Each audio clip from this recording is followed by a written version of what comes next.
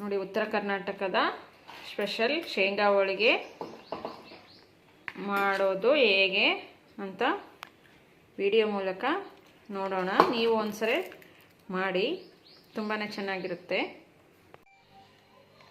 Hi friends, ಎಲ್ಲರಿಗೂ ನಮಸ್ಕಾರ. Welcome to Geeta Hiremath channel. ಇಲ್ಲಿ ನೋಡಿ, ನಾನು ಇವತ್ತು ಉತ್ತರ ಕರ್ನಾಟಕದ ಸ್ಪೆಷಲ್ ಶೇಂಗಾ ಹೋಳಿಗೆ ಮಾಡಿ ತೋರಿಸ್ತಾ ಇದ್ದೀನಿ. ನಾನು ಇದರಲ್ಲಿ 2.5 ಗ್ಲಾಸ್ ಆಗೋಷ್ಟು ಶೇಂಗಾನ ತೊಗೊಂಡಿದ್ದೀನಿ. ಇವಾಗ ಇವನ್ನ ನೀಟಾಗಿ ಹುರ್ಕೊಂಡು ಬರೋಣ. ನೋಡಿ, ನಾನು ಇಲ್ಲಿ ಗ್ಯಾಸ್ ಫ್ಲೇಮನ್ನು ಆನ್ ಮಾಡಿಕೊಂಡು ಹುರಿತಾ ಇದ್ದೀನಿ. ನಾನು ಒಂದೇ ಸರಿ ಜಾಸ್ತಿ ಆಗ್ತಾವಂತ ಹೇಳ್ಬಿಟ್ಟು ಸ್ವಲ್ಪ ಹಾಕ್ಕೊಂಡು 2 ಬ್ಯಾಚಲ್ಲಿ ಹುರ್ಕೋತೀನಿ. ಇವು ನೀಟಾಗಿ ಮೇಲೆ ಎಲ್ಲ ಸಿಪ್ಪೆ ಬಿಚ್ಚಿ ಬರಬೇಕು, ಅಲ್ಲಿ ತನಕ ನೀಟಾಗಿ ಹುರ್ಕೋಬೇಕು. ನೋಡಿ, ಈ ರೀತಿಯಾಗಿ ಫುಲ್ ನೀಟಾಗಿ ಫ್ರೈ ಮಾಡ್ಕೋಬೇಕು, ಅಂದರೆ ಹುರ್ಕೋಬೇಕು. ಈಗ ಇವನ್ನ ನಾನು ಒಂದು ಪರತಕ್ಕೆ ತಕ್ಕೋತೀನಿ. ಇನ್ನೊಂದು ಬ್ಯಾಚಲ್ಲಿ ಇದೆ ಹುರಿಯೋದು. ಇಲ್ಲಿ ಹಾಕೋತಾ ಇದ್ದೀನಿ. ಇವು ಫುಲ್ಲು ತಣ್ಣಗಾಗಬೇಕಲ್ವಾ ಅವು ಸಿಪ್ಪೆ ಬಿಚ್ಚೋಕ್ಕೆ.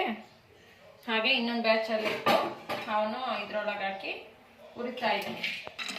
ಇನ್ನೊಂದು ಬ್ಯಾಚು ಹಾಕ್ಕೊಂಡು ಹುರ್ಕೋತಾ ಇದ್ದೀನಿ. ಇವನು ಅಷ್ಟೇ, ಮೊದಲು ಅವೇನು ಹುರ್ಕೊಂಡಿದ್ವಲ್ವಾ ಅಷ್ಟೇ ನೀಟಾಗಿ ಎಲ್ಲ ಸಿಪ್ಪೆ ಬಿಚ್ಚಂಗೆ ಹುರ್ಕೋಬೇಕು.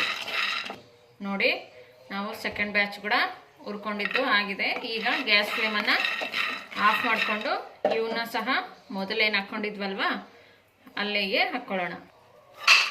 ನೋಡಿ, ಇವೆಲ್ಲ ಪೂರ್ತಿಯಾಗಿ ತಣ್ಣಗಾಗಬೇಕು, ಏಕೆಂದರೆ ನಾವು ಮಿಕ್ಸಿ ಮಾಡಬೇಕಲ್ವಾ ಸಿಪ್ಪೆ ತಕ್ಕೊಂಡು. ಹಾಗಾಗಿ ಫುಲ್ಲು ತಣ್ಣಗಾಗೋ ತನಕ ಇವನ್ನ ರೆಸ್ಟ್ ಮಾಡೋಕ್ಕೆ ಬಿಡೋಣ. ನೋಡಿ, ಅವು ಶೇಂಗಾ ತಣ್ಣಗಾಗೋದ್ರೊಳಗೆ ನಾವು ಹಿಟ್ಟನ್ನ ಕಲಿಸ್ಕೊಳ್ಳೋಣ. ಇಲ್ಲಿ ನಮಗೆ ಬೇಕಾದಷ್ಟು ಮೈದಾ ಹಿಟ್ಟು ತೊಗೊಂಡಿದ್ದೀನಿ. ನಿಮಗೆ ಬೇಕು ಅಂದರೆ ಗೋಧಿ ಹಿಟ್ಟು ಸಹ ತೊಗೊಂಡು ಮಾಡ್ಬೋದು, ಇಲ್ಲ ಗೋಧಿ ಹಿಟ್ಟು ಸ್ವಲ್ಪ ಮೈದಾ ಹಿಟ್ಟು ಸ್ವಲ್ಪ ಮಿಕ್ಸ್ ಮಾಡಿ ಕೂಡ ಮಾಡ್ಬೋದು. ಇದಕ್ಕೆ ನಾನು ಒಂದು ಚಿಟಿಕೆ ಆಗೋಷ್ಟು ಉಪ್ಪು ಹಾಕ್ತಾಯಿದ್ದೀನಿ. ಸ್ವಲ್ಪ ಎಣ್ಣೆ ತೊಗೊಂಡಿದ್ದೀನಿ. ಕಾಸಿ ತೊಗೋಬೇಕಂತ ಏನಿಲ್ಲ, ಹಾಗೆ ಸಹ ಹಾಕ್ಕೋಬೋದು. ಇದನ್ನು ಇವಾಗ ಉಪ್ಪು, ಎಣ್ಣೆ, ಮೈದಾ ಹಿಟ್ಟು ಎಲ್ಲ ಪೂರ್ತಿಯಾಗಿ ಸ್ಪ್ರೆಡ್ ಆಗೋ ತನಕ ಮಿಕ್ಸ್ ಮಾಡ್ಕೋಬೇಕು. ನೋಡಿ, ಈ ರೀತಿಯಾಗಿ ನಾವು ಉಪ್ಪು, ಎಣ್ಣೆ, ಮೈದಾ ಹಿಟ್ಟು ಡ್ರೈ ಮಿಕ್ಸ್ ಮಾಡ್ಕೋಬೇಕು. ಈಗ ಸ್ವಲ್ಪ ಸ್ವಲ್ಪನೇ ನೀರು ಹಾಕ್ಕೊಂಡು ಕಲಿಸ್ಕೋಬೇಕು. ಒಂದೇ ಸರಿ ಎಷ್ಟೊಂದು ನೀರು ಹಾಕ್ಕೋಬೇಡಿ, ಮತ್ತು ಮೆತ್ತಗಾದರೆ ಕಷ್ಟ ಆಗುತ್ತೆ. ಸ್ವಲ್ಪ ಸ್ವಲ್ಪನೇ ನೀರು ಹಾಕ್ಕೊಂಡು ಚಪಾತಿ ಹಿಟ್ಟು ಕಲಿಸ್ಕೊತೀವಲ್ವಾ ಅದಕ್ಕಿಂತ ಸ್ವಲ್ಪನೇ ಹದವಾಗಿ ಕಲಿಸ್ಬೇಕು. ನೋಡಿ, ಈ ರೀತಿಯಾಗಿ ಹಿಟ್ಟನ್ನು ಪೂರ್ತಿಯಾಗಿ ಕಲಿಸ್ಕೋಬೇಕು. ಇದು ಒಂದು ಅರ್ಧ ಗಂಟೆ ನೆನೆಸ್ಕೋಬೇಕು ಹಿಟ್ಟನ್ನು. ಟೈಮ್ ಇತ್ತು ಅಂದರೆ 1 ಅವರ್ ನೆನೆಸ್ಕೊಳ್ಳಿ, ಇಲ್ಲಾಂದರೆ ಒಂದು ಅರ್ಧ ಗಂಟೆ ಆದರೂ ಹಿಟ್ಟನ್ನು ನೆನೆಸ್ಕೋಬೇಕು. ನೋಡಿ, ಪೂರ್ತಿಯಾಗಿ ಕಲಿಸ್ಕೊಂಡಿದ್ದು ಆಗಿದೆ. ಇದನ್ನು ಇವಾಗ ಒಂದು ಅರ್ಧ ಗಂಟೆ ಇಲ್ಲ 1 ಗಂಟೆ ನೆನೆಸ್ಕೋಬೇಕು. ಇದನ್ನು ರೆಸ್ಟ್ ಮಾಡೋಕ್ಕೆ ಬಿಡೋಣ. ನೋಡಿ, ನಾವೇನು ರೆಸ್ಟ್ ಮಾಡ್ಲಿಕ್ಕೆ ಬಿಟ್ಟಿದ್ವಲ್ವ ಅವೆಲ್ಲ ಇವಾಗ ಪೂರ್ತಿಯಾಗಿ ತಣ್ಣಗಾಗಿದೆ. ಇವಾಗ ಇವನ್ನ ಸಿಪ್ಪೆ ಬಿಚ್ಕೋಬೇಕು ನೀಟಾಗಿ. ಈಗ ಉದ್ದಿ ಆದರೆ ನೀವು ಯಾವ ರೀತಿ ಸಿಪ್ಪೆ ತಕ್ಕೋತೀರ ಅದೇ ರೀತಿಯಾಗಿ ಸಿಪ್ಪೆ ತಕ್ಕೊಂಡು ಎಲ್ಲನ ಸಿಪ್ಪೆನ ಬೀಜನ ಎಲ್ಲ ಸಪ್ರೇಟ್ ಮಾಡಿ ಕ್ಲೀನ್ ಮಾಡ್ಕೊಳ್ಳಿ. ನೋಡಿ, ನಾವೇನು ಶೇಂಗಾ ಹುರ್ಕೊಂಡಿದ್ವಲ್ವ ಅದನ್ನೆಲ್ಲ ಸಿಪ್ಪೆ ತೆಗೆದು ಕ್ಲೀನ್ ಮಾಡಿಕೊಂಡು ಹೀಗೆ ಮಾಡಿ ಇಟ್ಕೊಂಡಿದ್ದೀವಿ. ಇದನ್ನು ಇವಾಗ ಮಿಕ್ಸಿ ಜಾರಿಗೆ ಹಾಕ್ಕೊಂಡು ಮಿಕ್ಸಿ ಮಾಡ್ಕೊಂಡು ಬರೋಣ. ನೋಡಿ, ಈ ರೀತಿಯಾಗಿ ಮಾಡ್ಕೋಬೇಕು. ಪಲ್ಸ್ ಮೋಡಲ್ಲಿ 1-2 ರೌಂಡು ಆಫ್ ಆನ್ ಮಾಡಿಕೊಂಡು ಮಾಡ್ಕೊಳ್ಳಿ. ಇವಾಗ ಇದಕ್ಕೆ ಬೆಲ್ಲ ಹಾಕಿ ಮತ್ತೆ ಮಿಕ್ಸಿ ಮಾಡಿಕೊಂಡು ಬರೋಣ. ಬೆಲ್ಲ ಹಾಕ್ತಾಯಿದ್ದೀನಿ. ಇದನ್ನು ಇವಾಗ ಸ್ವಲ್ಪ ನೈಸಾಗಿ ಪುಡಿ ಮಾಡ್ಕೊಂಡು ಬರೋಣ. ನೋಡಿ, ಈ ರೀತಿ ನೈಸಾಗಿ ನಾನು ಬೆಲ್ಲ ಹಾಕ್ಕೊಂಡು ಬೆಲ್ಲನ ಮಿಕ್ಸಿ ಮಾಡಿಕೊಂಡು ಬಂದಿದ್ದಾಗಿದೆ. ಇವಾಗ ನಾನು ಇದನ್ನು ಒಂದು ಪರತಕ್ಕೆ ಟ್ರಾನ್ಸ್ಫರ್ ಮಾಡ್ತೀನಿ.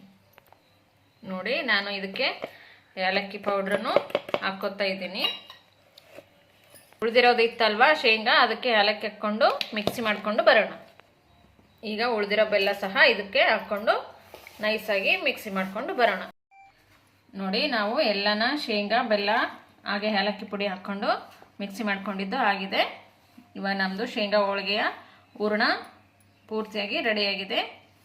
ಇವಾಗ ಹೋಳಿಗೆ ಮಾಡಿ ತೋರಿಸ್ತೀನಿ. ನೋಡಿ ಇಲ್ಲಿ ನಾನು ಎಳ್ಳನ್ನು ಹುರಿತಾ ಇದ್ದೀನಿ.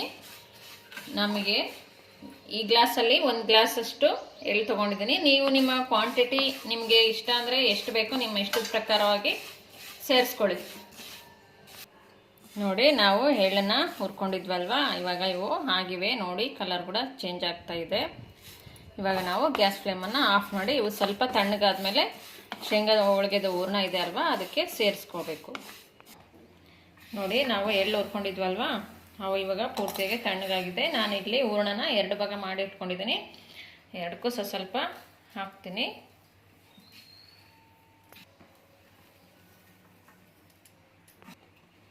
ನೋಡಿ ನಾವು ಎಳ್ಳು ಹಾಕಿ ಕಲಸಿದ್ದಾಗಿದೆ. ಇವಾಗ ನೀವು ಹೀಗೆ ಇದನ್ನು ಪುಡಿ ಹಾಕಿನೇ ಹೋಳಿಗೆ ತುಂಬ್ಕೊಳ್ಳೋಂಗಿದ್ರೆ ಹಾಗೆ ತುಂಬ್ಕೊಳ್ಳಿ. ಇಲ್ಲ ಅಂದರೆ ಸ್ವಲ್ಪನೇ ಹಾಲು ಹಾಕ್ಕೊಂಡು ಕಲಿಸ್ಕೊಳ್ಳಿ.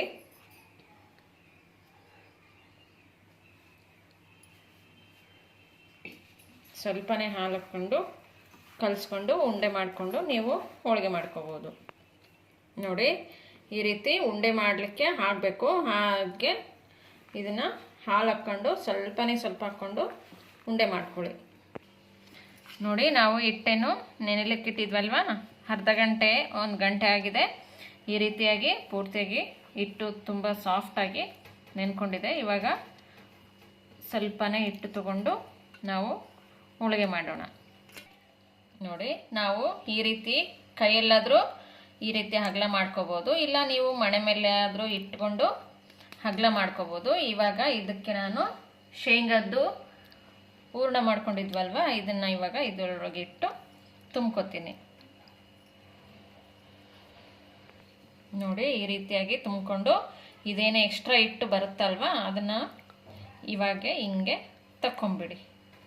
ತಕ್ಕೊಂಬಿಟ್ಟು ಹೀಗೆ ಇದನ್ನು ಕ್ಲೋಸ್ ಮಾಡಿಬಿಡಿ. ಇವಾಗ ಇದನ್ನು ನಾವು ಹೋಳಿಗೆ ಮಾಡ್ಕೊಳ್ಳೋಣ. ನೋಡಿ ನಾವು ಈ ರೀತಿಯಾಗಿ ಹೋಳಿಗೆ ತುಂಬಿಕೊಂಡಿದ್ವಲ್ವ, ಅದನ್ನು ಈ ರೀತಿಯಾಗಿ ಮಾಡ್ಕೊತಾ ಇದ್ದೀವಿ.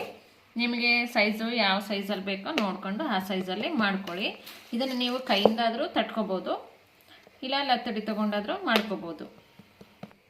ನೋಡಿ ನಾವು ಹೋಳಿಗೆ ಮಾಡ್ಕೊಂಡಿದ್ದು ಹಂಚಿನ ಮೇಲೆ ಹಾಕಿದೆ.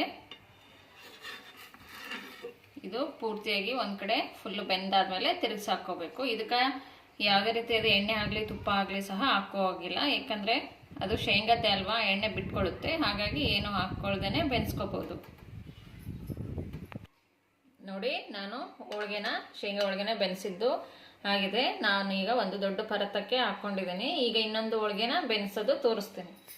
ನೋಡಿ ನಾನು 2ನೇದು ಸಹ ಹೋಳಿಗೆನ ಮಾಡಿಬಿಟ್ಟು ಬೆನೆಸ್ಕೊಂಡಿದ್ದು ತೋರಿಸಿದ್ದೀನಿ. ಹಾಗೆಯೇ ನಾನು ಎಲ್ಲ ಹೋಳಿಗೆನೂ ಮಾಡ್ಕೊತೀನಿ. ನೋಡಿ ನಾನೇನು ಮಾಡಿದ್ನಲ್ವ ಶೇಂಗಾ ಹೋಳಿಗೆ ಫುಲ್ಲು ಆಗಿದ್ದೆ. ಇಲ್ಲಿ ಒಂದು ಪರತದೊಳಗೆ ಹಾಕಿ ಇಟ್ಟಿದ್ದೀನಿ. ಇದನ್ನು ಇವಾಗ ಸರ್ವ್ ಮಾಡಿ ತೋರಿಸ್ತಾ ಇದ್ದೀನಿ. ನೋಡಿ ತುಂಬ ಚೆನ್ನಾಗಿ ಬಂದಿವೆ ಶೇಂಗಾ ಹೋಳಿಗೆ. ನೀವು ಒಂದ್ಸಲ ಟ್ರೈ ಮಾಡಿ ಹೇಗೆ ಬಂತು ಅನ್ನೋದನ್ನು ಕಮೆಂಟ್ ಮೂಲಕ ತಿಳಿಸೋದನ್ನು ಮರಿಬೇಡಿ. ಇನ್ನೊಂದು ವಿಡಿಯೋದೊಂದಿಗೆ ಭೇಟಿಯಾಗೋಣ. Thank you for watching.